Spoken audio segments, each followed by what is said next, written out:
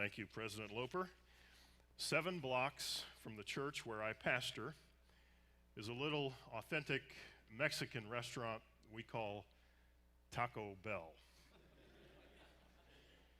A few years ago, that place was so horrible that we just stopped going.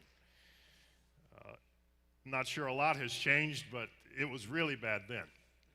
If you ordered something in the drive-thru, you better sit there, go through whatever they handed you to make sure that's exactly what you wanted.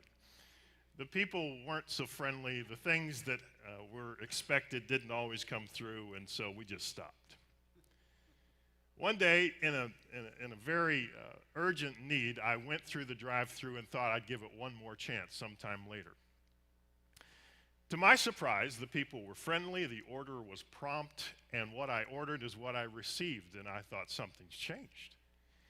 We tried it again a little while later, only to find that service was what you expected, people were nice, and eventually I made my way inside the store, and it happened that they were having a meeting of some sort, and I couldn't help myself. I walked over to those who were meeting, and I said, I don't know what all you've done to this place, but I just want you to know you've turned it around. There was a man sitting in the corner that got a broad smile on his face. And the people pointed at him and said, it's all because of him. And he looked at me with that smile and said, you ain't seen nothing yet. It's amazing what God can do when he gets one person's attention to begin to affect an organization, a culture, and even a period of time. God's people were really on a steady decline at a particular point in history when God looked down and saw a very unlikely person that he would touch and shape to become part of the answer in that generation. His name is David. You know him well. Aside from Jesus Christ, he is the most written about character in the Bible. Much could be said about him, but Psalm 78 today has 3 verses that kind of capture some key ingredients of his life that I'd like for you to look at with me today. From the most obscure and unlikely places, God has an amazing ability to take something and use it in ways that people never had imagined. The history of Psalm 78 isn't always pretty, but it ends with a very positive note. Verse 70 of Psalm 78 says, he chose David, his servant, and took him from the sheepfolds. From following the nursing ewes, he brought him to shepherd Jacob, his people, Israel, his inheritance. With upright heart, he shepherded them and guided them with his skillful hand. In this passage, there are several things that we could note. If you're outlining or taking note, you can see there's first the sovereignty of God. He chose David. There's this humility of David, his servant. So you have sovereignty and humility. Then you see responsibility for, here's a shepherd boy who's following the nursing ewes, and then he becomes a shepherd of God's people. Then you see integrity. Your King James Version will use that word explicitly, with integrity of heart. And then the last part of that, verse 72, with a skillful hand, you could use the word proficiency. God is working to make him a very proficient leader. Now, we would all like to end up right there at verse 72, right, with skills. Notable skills. Skills that people will pay money to watch and perform a job would bring a lot of income. That would be what we would hope for, right? Now, if you're from the hood, it's not skills, it's skills. And when you hit that shot, man, he got skills, right? Isn't that what we want? We want skills. Whatever your world is that you want skills in, that's not the target here. Let's back it up first. That's the end result of a life that says, God, what do you want me to do? Notice two other little words in this short passage. The word from, and then the word to. He brought him from the sheepfolds to shepherd his people. So, most of us have figured out where we've come from, and some of us would like to forget that probably, wouldn't we? We don't show pictures of our family. We don't talk about the school we went to. We don't ask me any questions about where I'm from. Or maybe some of us are proud of where we are from. That's okay. And then there's a place that we want to go to, right? We're looking, where does God want me to be? Where is that eventual destination? But in between from and to, there are key ingredients of David's life that really work into the equation of our life too, of what does God want me to be? There's several of them you could talk about in this passage, but let's just drill down on three. First is the humility of a servant. Second, we'll talk about the heart of a shepherd, and then we'll get to those hands of skill here in just a moment. Humility of a servant. It's not hard to imagine that David could have been a pretty proud and arrogant young man, couldn't he? He was good at everything. You have a brother or a sister like that, or maybe you have a roommate or somebody like that everything they do, they're good at, and I wish there was one thing I was better at them, just so I could have a few bragging rights. But David, it just seemed like everything he did, he was good at. Eventually. He starts so small. He could have bragged about how Samuel anointed him instead of his brothers. All of his older brothers, you would have thought, may have been in line first. He could have bragged about how he was the first chair harpist in the palace. Oh, no bragging room there. He could have bragged about how he had the victory over Goliath.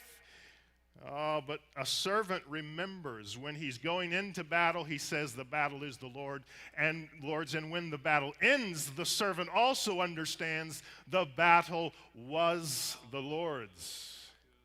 Here we have the heart of a servant, the humility of a servant who says, I'm just serving.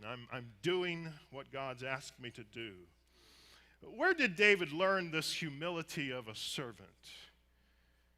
Did he get it in a book, in a seminar? Was he watching YouTube and downloading videos that might help him learn that? Or did God take him through a long process like he often does for most of us? Humility comes, first of all, by a right understanding of our chosenness by God. It's not me working my way up. It's not me doing some great accomplishment. It's God's favor that I respond to. He chose him. And humility begins to settle into our hearts when we understand I didn't go looking for him, but he came looking for me, and he chose me.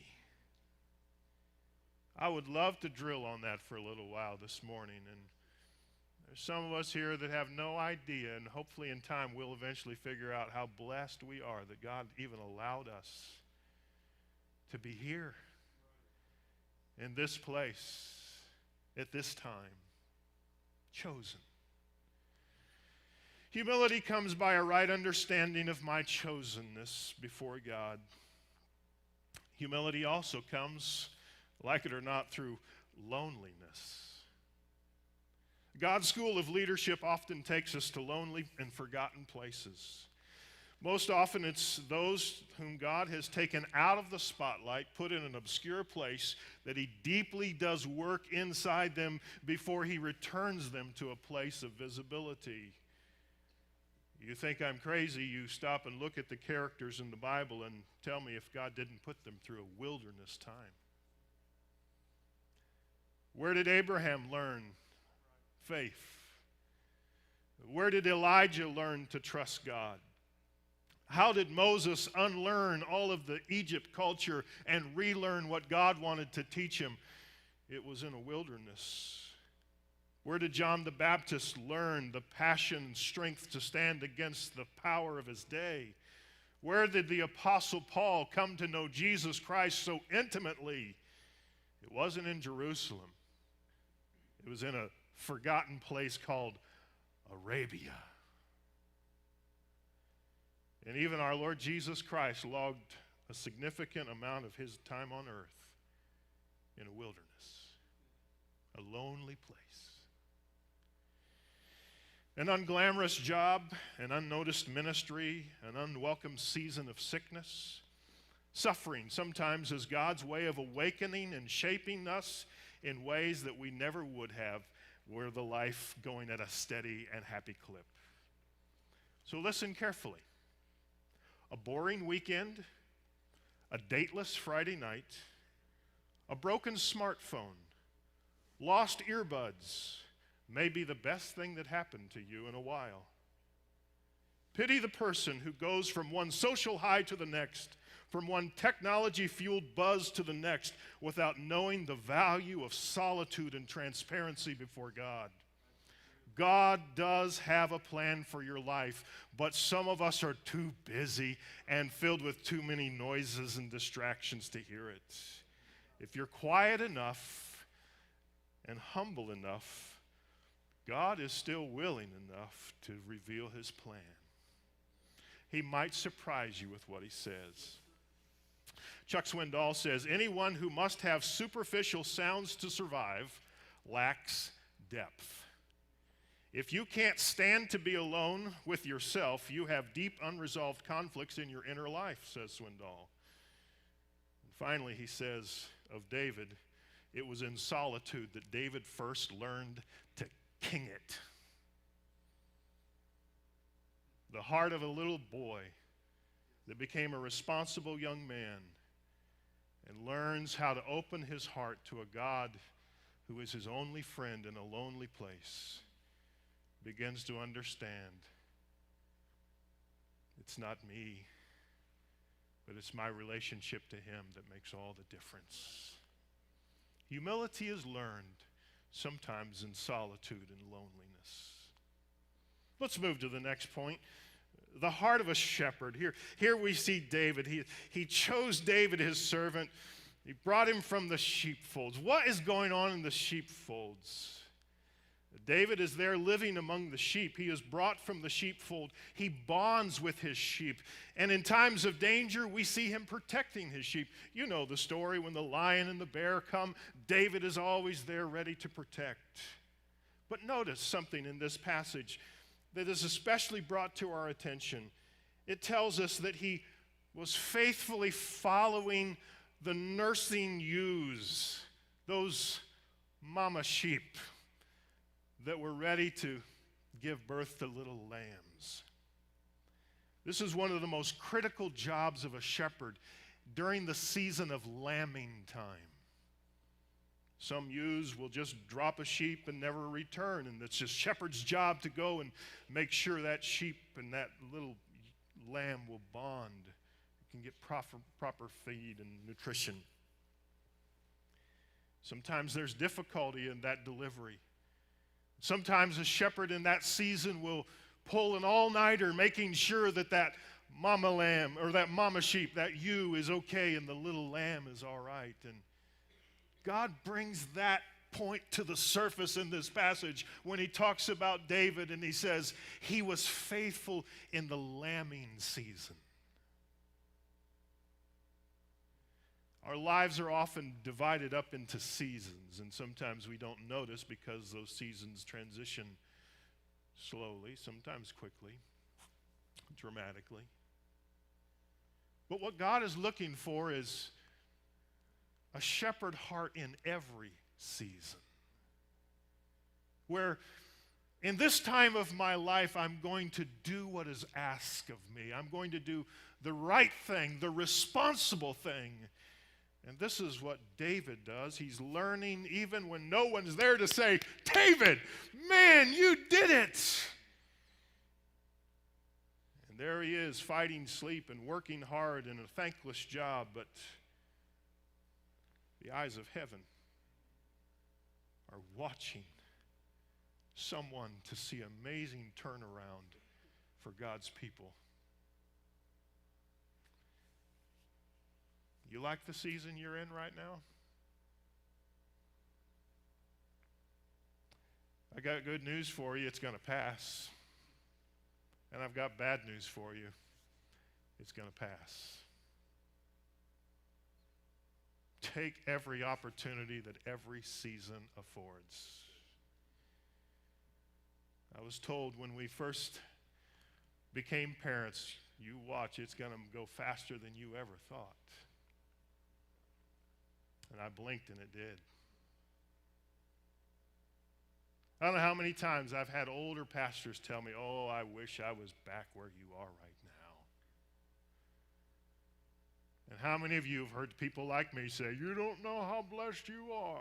You don't know how blessed you are. David understood the season that he needed to perform special responsibilities. A shepherd's heart embraces integrity as well. It must be nurtured in the sheepfold, in that ordinary place. Nothing exciting's happening there most of the time. But with uprightness of heart, he begins to follow the little things so that God is preparing him for the bigger things. Simple and sometimes unnoticed acts of responsibility are in essence acts of obedience. Simple responsibility is an act of obedience to the God who created us and put us where we are. David would demonstrate that he wanted this heart of integrity, an upright heart. Notice what he says in Psalm 24. He asks that question, who shall ascend to the hill of the Lord? Who shall stand in his holy place? He that has clean hands and a pure heart, who has not lifted up his soul to vanity nor sworn deceitfully. He shall receive the blessing from the Lord. Can you not hear the cry of David saying, oh God, give me clean hands. Give me a pure heart. Make sure that I don't speak deceitfully. And make sure my heart doesn't rise up for vain things. I'd like to say it this way. God, make sure the radar of my heart is quick to pick up righteousness instead of vanity. I don't want to lift up my radar to always be looking for something seedy and dark and nasty. But help me to have a heart that doesn't lift itself up to things that are vain, but up to things that are holy and blessed. That's the heart of integrity. Friends, the greatest gift you can give your spouse, the greatest gift you give your children, the greatest gift you give to the ministry where you serve, the sphere of influence that you have is your integrity. True integrity is the mark of a God-touched life. Like David, he would often sing and pray, oh, let me do it with a whole heart. A whole heart. You want a little study for your devotional time, search that word out. Just even in the Psalms alone, how many times that word comes, whole. Have a whole heart, praising you with a whole heart. That's a heart of integrity. Lewis Adamick says there's a certain blend of courage, integrity, character, and principle which has no satisfactory dictionary name, but has been called different things in different times and in different countries. In the American culture, we have a name for it, and we call it guts.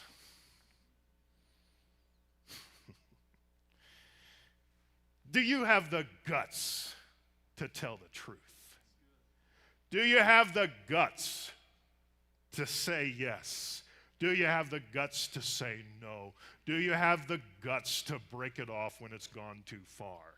This is what integrity is, having that deep strength that comes from God and an understanding that I'd rather please Him than please myself or please those around me. That integrity tethers me to truth. David Ravenhill writes of a story of an ancient Greek mythology. In it, is a legend of two brothers who are well-known and respected architects. The king commissioned them to design and build a royal treasure house in which he would store his wealth. During the construction process, they became increasingly possessed with a desire for the king's treasure. Ingeniously, they decided that they would have a plan to take one of the stones, make it in such a manner that they could remove that stone and access the treasure house without the king's knowledge. So skillfully and meticulously was the work done that nobody noticed. No one had the slightest idea that these two brothers had a secret entrance to the treasure house. After the completion of their work, they would go from time to time and remove the stone under the cover of darkness, enter the treasury, and steal from the king's treasure. The king was amazed to discover that although his locks and his seals remained unbroken, his treasure was slowly but steadily being depleted. Many have experienced a similar tragedy. While they have sought diligently to guard their lives in so many visible areas, they've allowed one secret opening that has slowly but surely permitted the enemy to rob them of their spiritual wealth. Integrity means there are no secret stones robbing me of God's plan for my life.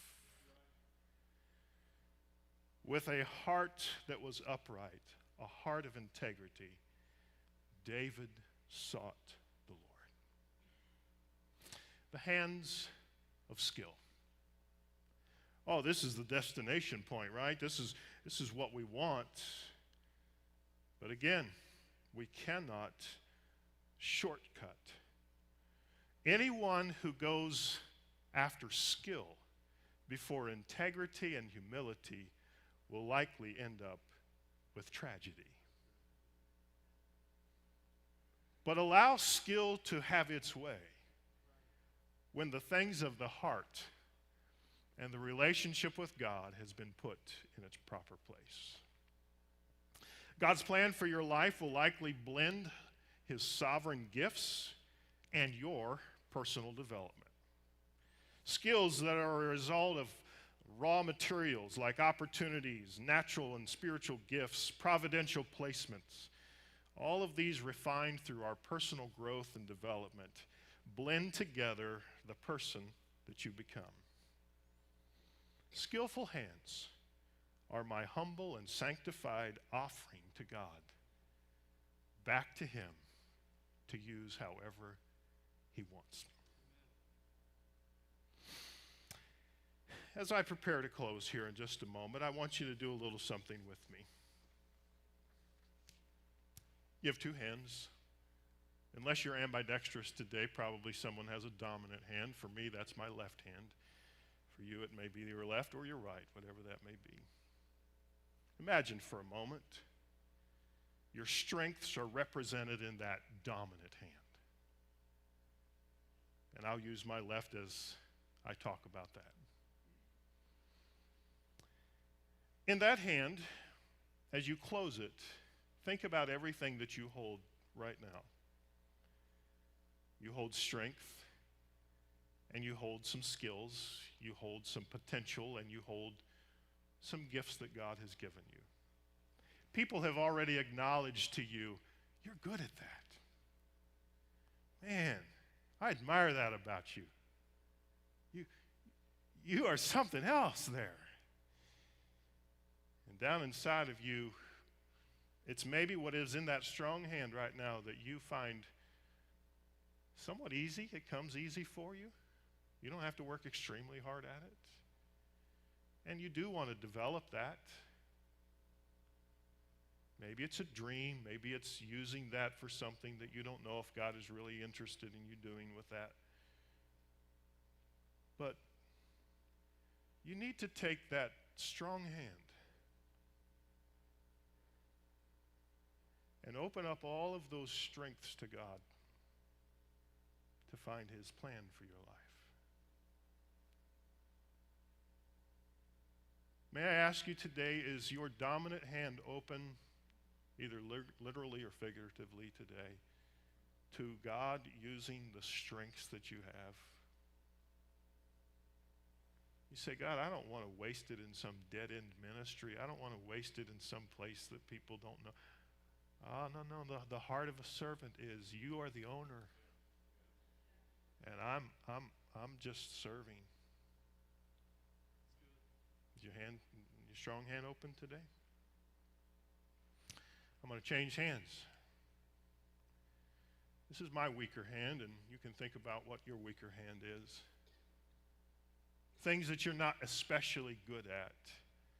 Things that you may say to yourself, I am not going to let anybody see that part of me. I have found sometimes it's easier for me to release my strengths to God than it is to release this hand to God. Would you allow me to share a personal story today? I prayed about this and I said, God, I don't have to say that, but I just feel that nudge sometimes, and I'm a servant, and so if He wants me to use my experience to help somebody here it goes. I was about 10 years of age, and my dad was pastoring a church. In that church, there was a bully. He was older than me, stronger than me, and many times made my life miserable. I hated him. I feared him. But in a weird kind of way, I craved his approval and acceptance.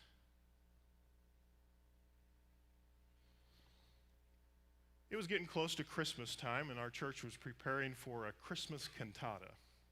It was an open opportunity for anybody to join the group to sing. Nobody had to try out, and I thought, I think I'll do that. I went and grabbed a book, found myself at the back of the group of people that were singing.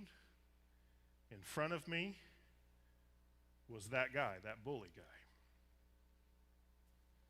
As I began to sing, he turned around with me, and I can still hear and see that moment in my mind. He, with a snarled face, looked at me and said, "What are you doing here? You can't sing."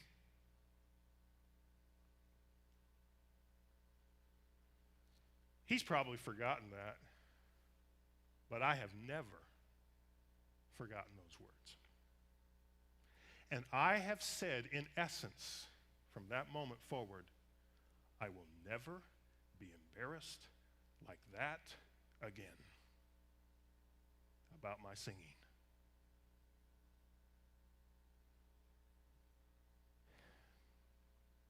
So sometime later, an opportunity is to sing with some guys. You know the first thing that comes to my mind? What are you doing here? You can't sing. And for the longest time, I shut it down. Nobody's going to embarrass me like that again. As a side, sometimes if we're not careful, pride can get us to thinking, unless we are the A-listers, we aren't playing this drama. But God doesn't just use A-listers. And if it's only A-listers that are going to do the work, there's a whole lot of work not going to get done.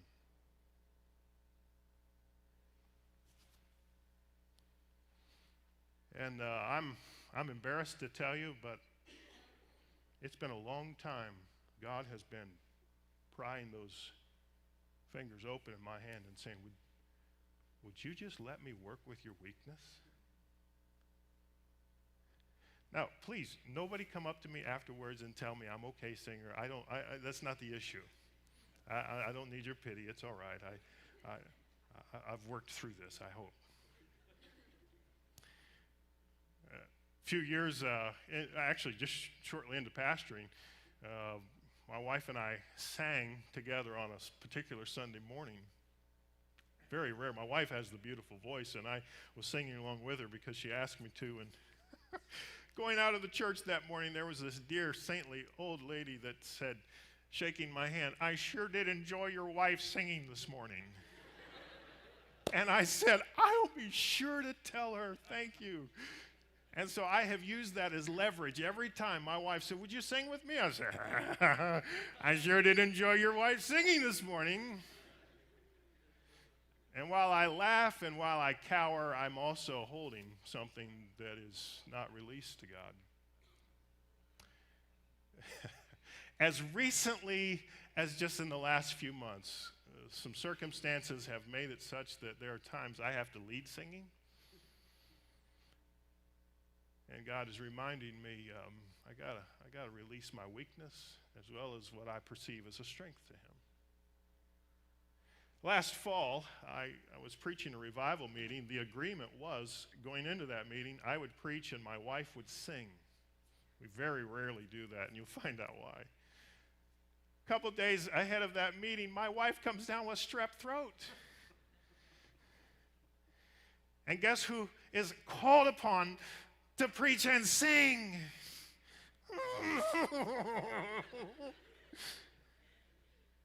So I'm going to finish with a special for you to know I'm not going to do that this morning. But there's something inside of my heart that God is saying, I want you to remember you're a servant. And I want you to have the humility of a servant, that when the master calls upon you, you do it. The heart of a servant, the heart of a shepherd, the integrity of heart, but also releasing my strengths and my weaknesses to the God who owns it all. I'm probably talking to somebody here today that is clutching something that you say, nobody is ever going to embarrass me like that again. And God says, but I want to use you. Would you allow Him to do that? Or are you going to say, nobody is going to embarrass me again? And will you humbly allow Him to use your strengths and your weaknesses to just maybe see a turnaround somewhere